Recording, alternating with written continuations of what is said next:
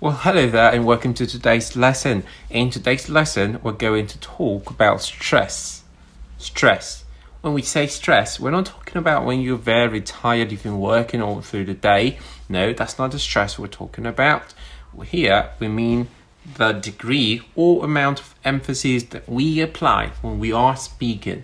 When we're speaking or when we're pronouncing words, we sometimes pronounce a particular syllable louder than the other part of the same word or the other words in the same sentence. So for example, when I say father, you can clearly hear that I'm saying far louder than the. Another example, when I say lament, you can hear clearly that I say meant clearly than lament, and as such I rushed over the l and I said meant clearly. Let's try another one. Chapter. You can also hear that I say chap clearly more than t. Now this is in sharp contrast with a syllable timed language.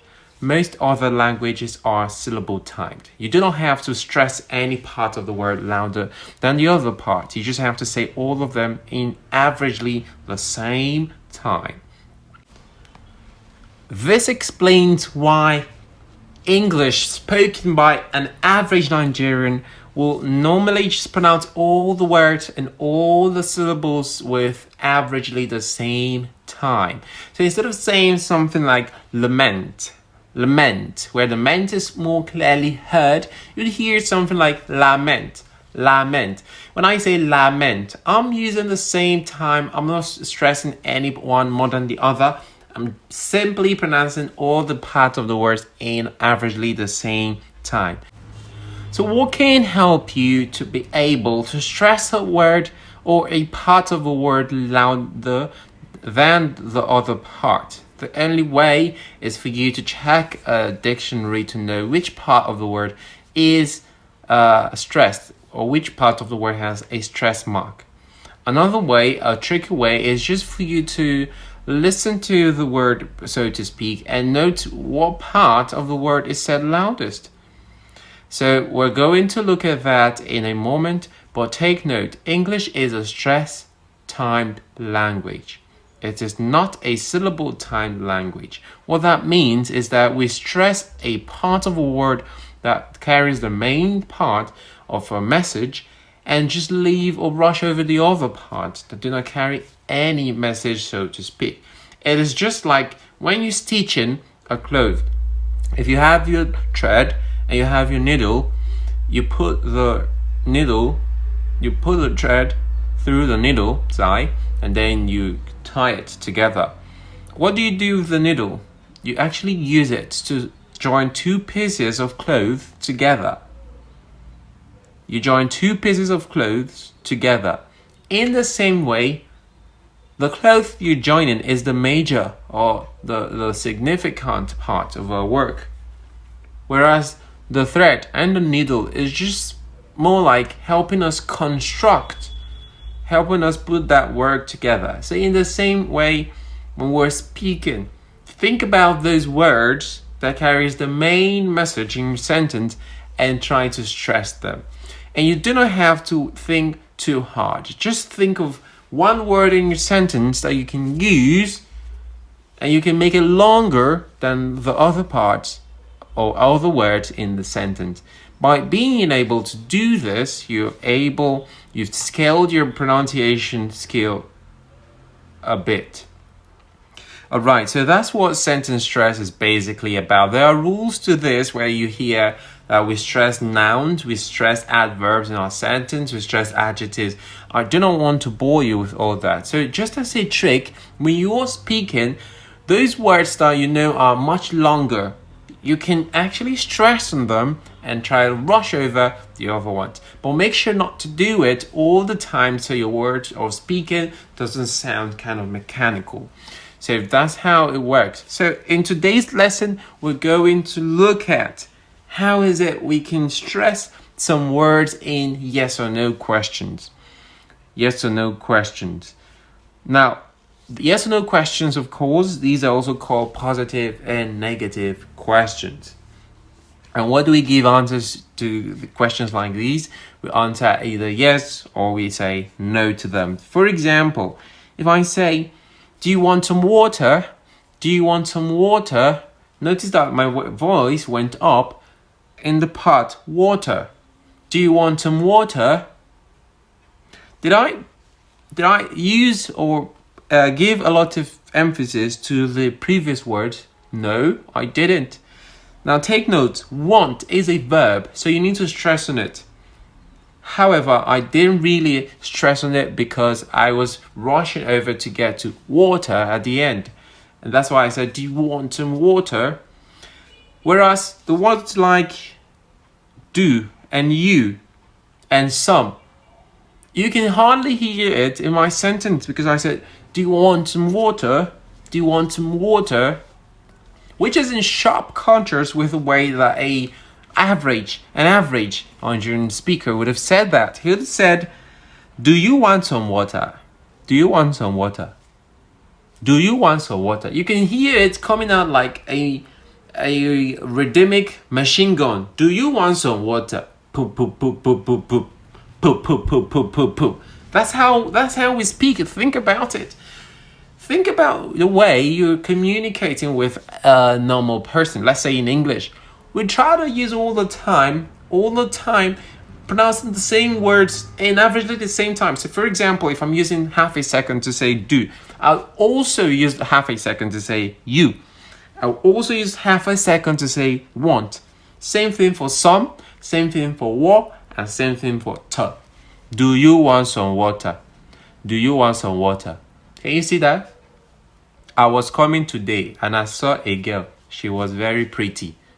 You see? All the words are coming out, all the syllables of my sentence are coming out averagely the same time. So if you're able to understand this, you've scaled your speaking to another level. The only thing you now need to learn is the tone that you should use when you're stressing these words. I hope this is really clear. Now let's get to another example so you understand it better. So instead of saying, have you seen the teacher? Have you seen the teacher? Using all the same time, which is very clear. I'd say something like, look at the sentence. What are the major words here? I have seen and I have teacher. But remember, we're only going to stress on seen and T because T there is where the primary stress is. The other part of the word ch doesn't really have stress in it. So here's how to read this question. Have you seen the teacher? Have you seen the teacher? Have you seen the teacher? So I didn't stress on have. I didn't stress on you. I didn't stress on the. I didn't stress on C and T. Have you seen the teacher? Have you seen the teacher? Have you seen the teacher? The Americans will say, have you seen the teacher? Have you seen the teacher? Now notice that the American tone goes up. It goes up like from down, from bottom to the top. Have you seen the teacher? Do you want some water? Okay, that's American. For British people, it's kind of like, it's still a rising tone, but it's kind of like it's relaxed. Have you seen the teacher? Do you want some water? Are you ready for the lesson?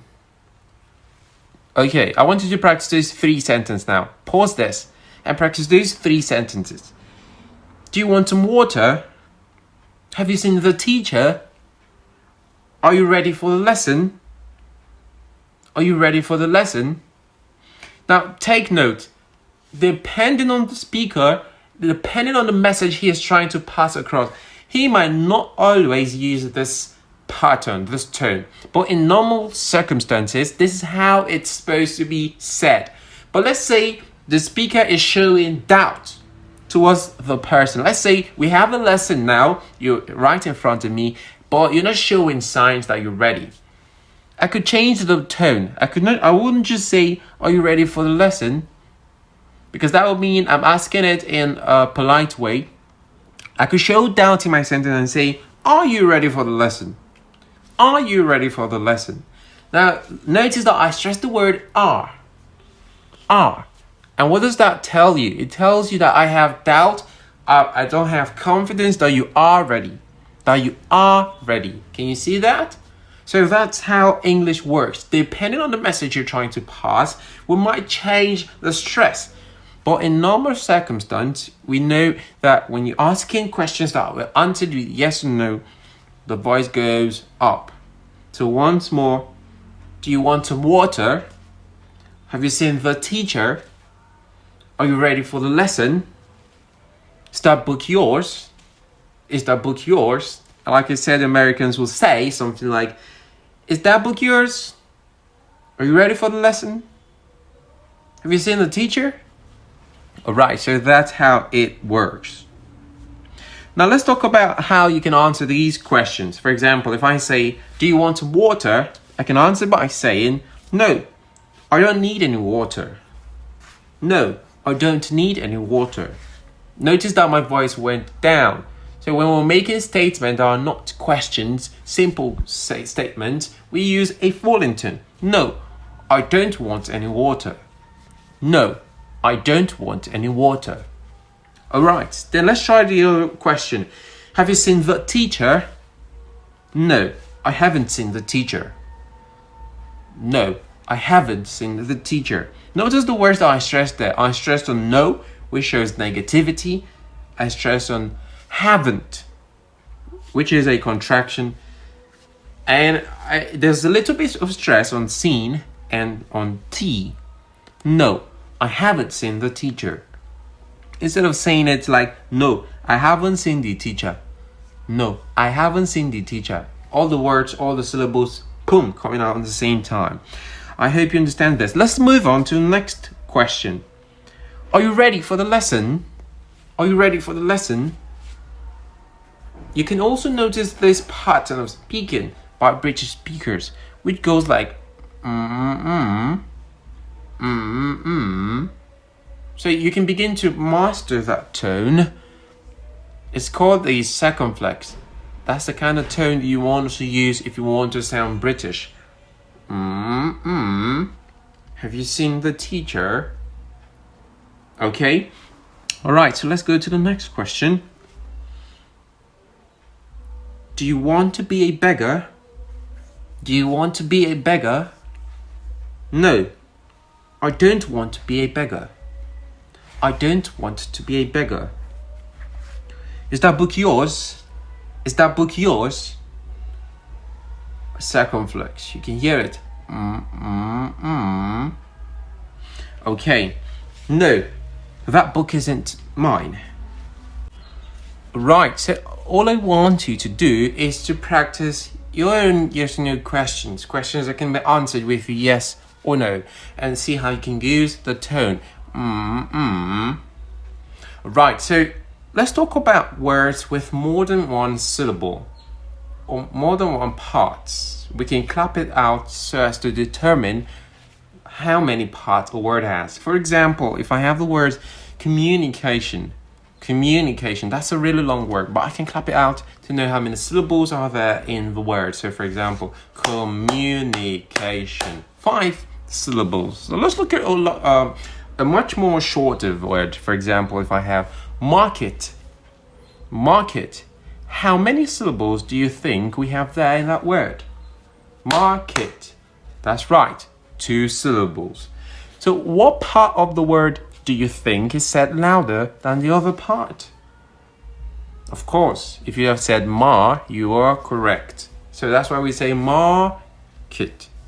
Market. You can obviously notice that the kit is said a little bit lower. It's said evidently lower than when I say market. Let's try another one. If I say chapter, what part of the word is said the loudest? If you had said chap, you're absolutely correct. Now notice that the t, we use the schwa sound. Remember the schwa sound we learned earlier. We said this sound is quite important. If you'd said chapter, that would be absolutely wrong because you're using the a sound instead of the sound. So very important, the schwa sound should never be replaced. Okay, now what about words that has the stress on the second syllable? For example, away, away, away. You can notice that I used the schwa sound for a.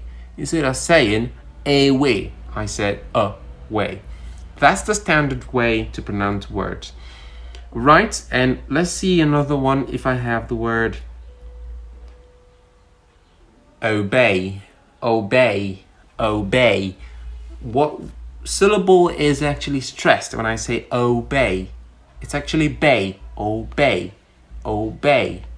Right, so that's how word stressing works. So that's how simple it is. Sometimes a word could have more than one syllable. Sorry, more than two syllables.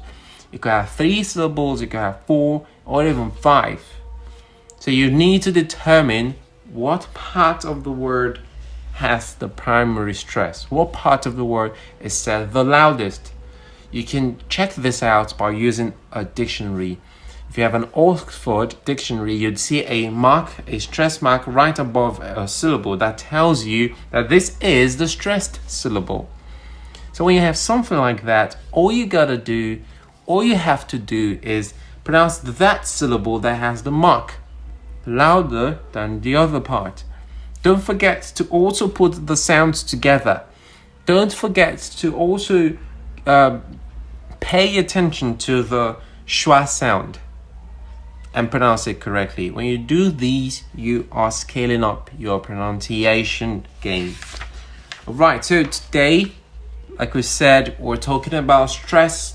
And what have we looked at thus far? We've talked about how you can answer and ask yes or no questions. Remember the tone? We call it a circumflex. And it goes like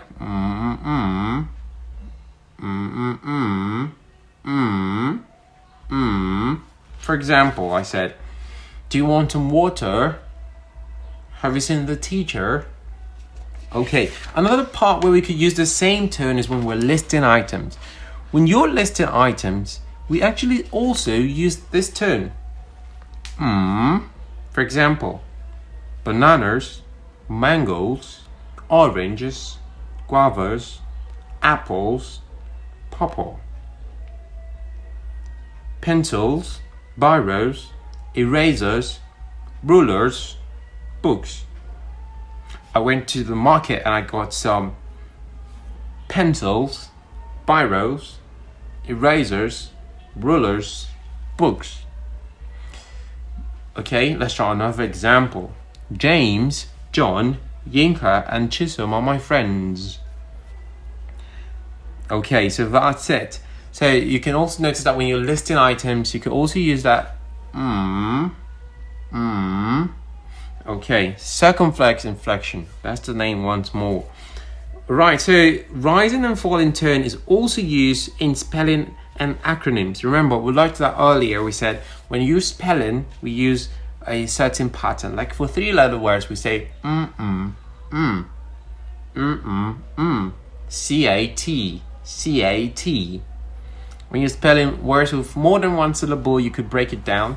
Basket, basket, B-A-S-K-A-T. Right, so that's it. I hope that's really clear. We also talked about stressing a particular part of a word.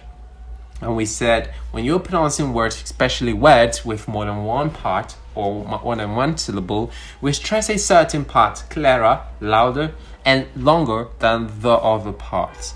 So we gave examples, words like market, chapter, words like away. All these words, we know where the stress are at. So you need to make it clear so that you're showing that you are actually pronouncing words correctly. You need to make it certain, you need to make it firm, what part of the word you're actually saying clearly than the other. So when you do this, you're scaling up your pronunciation. Remember, your knowledge of sounds shouldn't be traded for anything. If there's anything at all that you should master, it is the sound. So keep practicing it every day, keep mastering, keep looking at words, And then before you know it, you become accustomed to sounds. So much so that when you see a word, you already know what possible sound could come there. So you make lesser errors when you're pronouncing words. We're not saying you're not going to make errors. You're going to make errors, but what I did when I was learning, I always have my pronunciation dictionary with me. Because I know all the symbols already, all I needed to do is look at the sound and I'm able to put the sounds together and get the right standard pronunciation. Now, it's much more better because this time you do not have to do some of that. You have your phone, all you've got to do is type the word, listen to it, you hear the pronunciation. So make it a habit. A word you're not sure of its pronunciation, quickly type it up and see the pronunciation. When you do this, you've scaled your pronunciation up to a much higher level. Alright, so still on stress, we're going to talk about rising and falling tone. We've talked about rising tone a bit, where we said when you're asking yes or no questions, you use a rising tone. Now, another instance where we use a rising tone is when we're not finished with our sentence.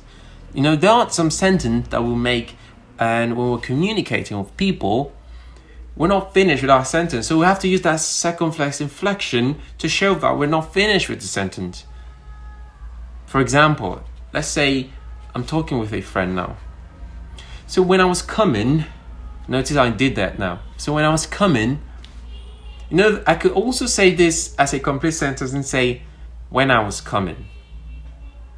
Although it's not really a complete sentence, but if I had said to someone, when I was coming, the person will think I've finished with what I'm saying. The person might continue with the conversation.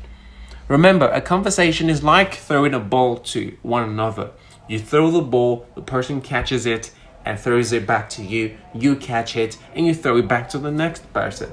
So in the same way, when you're speaking with a person, using the circumflex inflection tells the person that you're not quite finished with your sentence and that you still have more to say. So I'm going to go back to the conversation I'm having with my friend. So when I was coming, I met a madman standing by the street and he was quite naked, wasn't put on any clothes. He was just there and chasing after people who came after him. Notice that at the end of my sentence, I used the falling tone, who came after him. Then a friend, who we assume to be James, might say, really? You saw a madman outside, walking naked, chasing people? That's quite stupid. What do you think is his problem? Is he mad? Or is he crazy? Has he gone bananas? Do you quite think is a medical condition? Okay, now notice that the last question is a yes or no question. And remember the term that we learned when we said, do you quite think is a medical condition? Alright, so that's how it is. Now, conversation can be tricky, but if you understand the term, at least you know what to do, and you also know when you've done something wrong. You can't be 100% with these things. You're not a British person, you're not a native, but you can speak in a way that it shouldn't, I repeat, it shouldn't raise questions when you are speaking out to the public or in the presence of all the native speakers. And what's more important, I always tell my students, what's more important, the emphasis is on word pronunciation. How you pronounce your words. You can't go outside and you're using this accent and then you say something like plumber. Now that would raise questions, that would raise ears up. Because they're like, how would you say plumber? That's wrong. That's absolutely wrong. The right way to say that word, plumber. You can't go outside and say he stored his product in a depot, and everyone will look at you. What do you mean by depot? There's no such word as that. So it's much better when you say he stored his goods in a depot. So I always emphasize on students to learn the right pronunciation of words and you'd see that the other ones would naturally come in place. So that's where we'll start for today's lesson. If you have other questions, please do well to ask me. But this is all we can cover for intonation. So we've looked at how you could ask yes or no questions. We've looked at how you could also list items. We also talked about the circumflex inflection, where people who are not finished with your sentence can actually use that circumflex inflection to show that they're not finished. And when they're finished, they fall with a falling tone. Alright, so that's the major thing. And then we also looked at how you might be able to use intonation when spelling words or calling out abbreviations like we did earlier. Then we also talked about how stress of a particular part of a word really changes our overall pronunciation. So you need to know where the stress is on, and then you also need to know where to use the schwa sound. Then, if you can also remember, we talked about okay, I think that's the major thing that we talked about. So if you can really remember all these things, you're scaling up your pronunciation. And remember, you can't just learn it at the first go. You need to listen to it over and over again. So when you don't listen to this message, you could also text me so we can have a quick live session. Thank you, and see you in the next live session.